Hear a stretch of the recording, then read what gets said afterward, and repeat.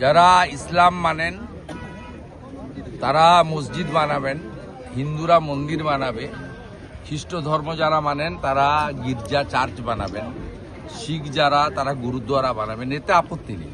কিন্তু নামকরণে আপত্তি আছে। নামকরণে আপত্তি আছে।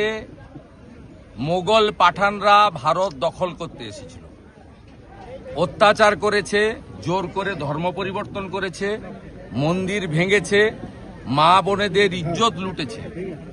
অতএব বাবরি নামকরণে আমাদের প্রত্যেকটি রাষ্ট্রবাদী ভারতীয়র সে যে ধর্মরই হোক আপত্তি আছে। এই নামকরণকে কেউ সমর্থন করে না, এরা আগুন নিয়ে খেলছে। এবং আমি আপনাকে আগাম পূর্বাভাস দিচ্ছি, পশ্চিমবাংলায় হিন্দুদেরকে বোকা বানানোর জন্য লোক দেখানো সাসপেন্ড হয়েছে। আগামীকাল এই বিতর্কিত নামে বিতর্কিত একটি ডেটে ঠিক করে শিলান্যাস মমতা ব্যানার্জির পুলিশ করতে দেবে। আমি আপনাকে ভিতরের খবর বলে গেলাম, মমতা ব্যানার্জির মুখ আর মুখোশ দুটো আলাদা, আপনি মিলিয়ে নেবেন কালকে এতটার সময়। এবং আমরা যারা রাম ভক্ত, আমাদের আগামীকাল 6ই ডিসেম্বর শৌর্য দিবস, আমরা শৌর্য দিবস পালন করব প্রত্যেকটি হিন্দু। এবং আগামীকালকে কলকাতাতে শৌর্য দিবস পালনে অংশগ্রহণ করব। সংসদে আজকে যারা তৃণমূলের সংসদ তারা কিন্তু আন্দোলন করছে, তারা আজকে প্রতিবাদ জানাচ্ছেন বাংলাকে বঞ্চনার প্রতিবাদে। কি বঞ্চনা? বাংলাকে বঞ্চনা কোন হিসাব নেবেন আপনি? দেখাতে পারবেন? 2 মিনিট টাইম লাগবে আমার। 2004 থেকে 14 ডক্টর মনমোহন সিং এর ইউপিএ 1 এবং 2 যে মন্ত্রিসভায় মমতা ব্যানার্জি 3 বছর ছিল, দিয়েছে মোট 2 লক্ষ কোটি টাকা। 2014 থেকে 2024-এর 31 মার্চ পর্যন্ত নরেন্দ্র মোদীজির সরকার পশ্চিমবঙ্গ সরকারকে দিয়েছে 8 লক্ষ কোটি টাকা। আমি শুধু 2টো স্কিম আপনাকে বলে যাচ্ছি, সময় নেই অতক্ষণ ধরে বলবো না। এক হচ্ছে ইন্দিরা আবাস যোজনা, 2004 থেকে 14 কংগ্রেস ইউপিএ 1 এবং 2 4,664 কোটি টাকা। প্রধানমন্ত্রী আবাস যোজনা 2014 থেকে 2023 পর্যন্ত নরেন্দ্র মোদীজির সরকার পশ্চিমবঙ্গ সরকারকে দিয়েছে 30,000 কোটি টাকা। মানরেগা এত চুরি করেছে, ধরা পড়েছে চোর। 2004 থেকে 14 14,554 কোটি টাকা। 2014 থেকে 2022 পরে চুরি ধরার পরে তদন্ত চলছে। তদন্ত শেষ হলে, চোরেদের কাছ থেকে টাকা উসুল হলে আবার যথাবিধি নিয়মে প্রকৃত জব কার্ড হোল্ডাররা কাজ পাবেন। ও বিজেপি এলে 100 দিনের কাজ তো দেবেই, 200 দিনের কাজ দেবে। আমরা মোদীজির সরকার দিয়েছে পশ্চিমবঙ্গ সরকারকে 54,000 কোটি টাকা মানরেগা। এরপরে আর আপনি কি করেছেন?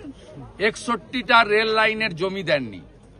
আলিপুরদুয়ারে পরিবর্তন সংকল্প সভায় নরেন্দ্র মোদী বলেছেন জমি দিন 91,000 কোটি টাকা আমার কাছে আছে, আমি 61টা নতুন rail line, double line, broad gauge line করতে চাই পশ্চিমবঙ্গে। কি করেছেন আপনি?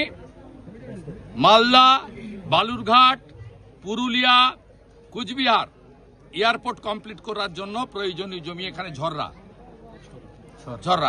এই জমি কমপ্লিট করেননি। আপনি কি করেছেন? পশ্চিম মেদিনীপুরের কলাইকুণ্ডায় 37 একর জমি দরকার এয়ারপোর্ট চালুর জন্য, আর্মি এনওসি দিয়েছে, দেননি। হাসিমারাতে 25 একর জমি দিয়ে দরকার, দেননি। আপনি সিপোর্ট বানানোর জন্য ডিপ সিপোর্ট কুলপিতে জমি চেয়েছিল সাগরে, আপনি জমি দেননি।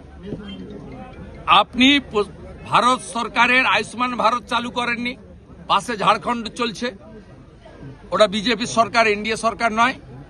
আয়ুষ্মান ভারত চালু করতে দেননি। আপনি ওবিসি এবং এসসিরা যারা হাতের কাজ করে, কামার কুমার, লোহার, কুম্ভকার, স্বর্ণকার, মালাকার, যারা হাতের কাজ করে, এখানে পুরুলিয়াতে অনেক শালপাতার কাজ করে, কেন্দু গাছের পাতা থেকে কাজ হয়, বেতের কাজ হয়, অনেক অনেক হাতের কুটির শিল্প করে। বিশ্বকর্মা যোজনা গোটা ভারতবর্ষে চালু হয়েছে, 8 লক্ষ পিটিশন পড়ে আছে ডিএম এর কাছে, আপনি চালু করতে দেননি কেন? উত্তরগুলো আপনাদের দিতে হবে, উত্তর দিতে হবে। উজালা 3 কেন চালু করতে দেননি?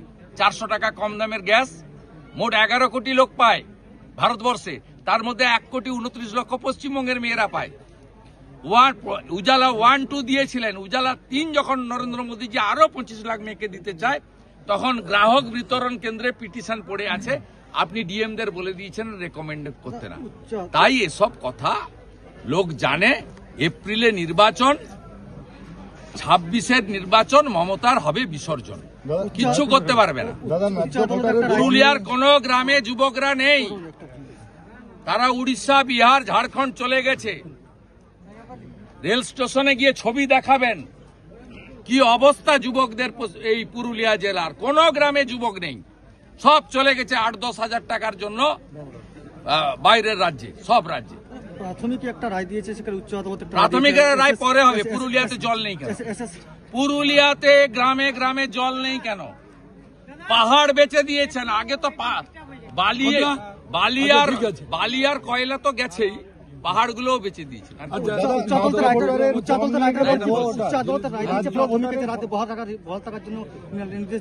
উচ্চ আদালতে প্রাথমিকে বহাল থাকার জন্য নির্দেশ দিয়েছে, সেটা হচ্ছে। আর অন্যদিকে এসএসসির ক্ষেত্রে একটা আলাদা রায় দিয়েছে। আমি আপনাকে বলি, কোর্ট আইন মেনে চলা উচিত, কোর্ট ধারণায় হওয়া উচিত না। এই ডিভিশন বেঞ্চের রায় ত্রুটিযুক্ত রায়। কি হবে আমি জানি না, ত্রুটিযুক্ত রায় বলেছে, পদ্ধতিগত ত্রুটি আছে, কিন্তু আমরা পরিবারের দিকে তাকিয়ে করলাম। এবারে যারা ভিকটিম তারা বলতে পারবে। ন্যায্য ভোটারের ফর্ম নিয়ে যাচ্ছে ভুয়ো ভোটাররা, এসআইআর ফর্ম, নদিয়ার নাকাশিপাড়ার ঘটনা কি বলবেন? সব জায়গায় বিএলওদেরকে জোর করে এগুলো করাচ্ছে। ব্রিগেডে 5 লক্ষ কণ্ঠে গীতা পাঠ। সবাই আসুন, সকাল 9টায় একসঙ্গে গীতা পাঠ হবে। আরো ভালো ভালো খবর দেখতে সাবস্ক্রাইব করুন বাংলা হান্টের ইউটিউব চ্যানেল। বাংলা হান্টের আরো খবর দেখতে নজর রাখুন। বাংলা খবর মানেই বাংলা হান্ট।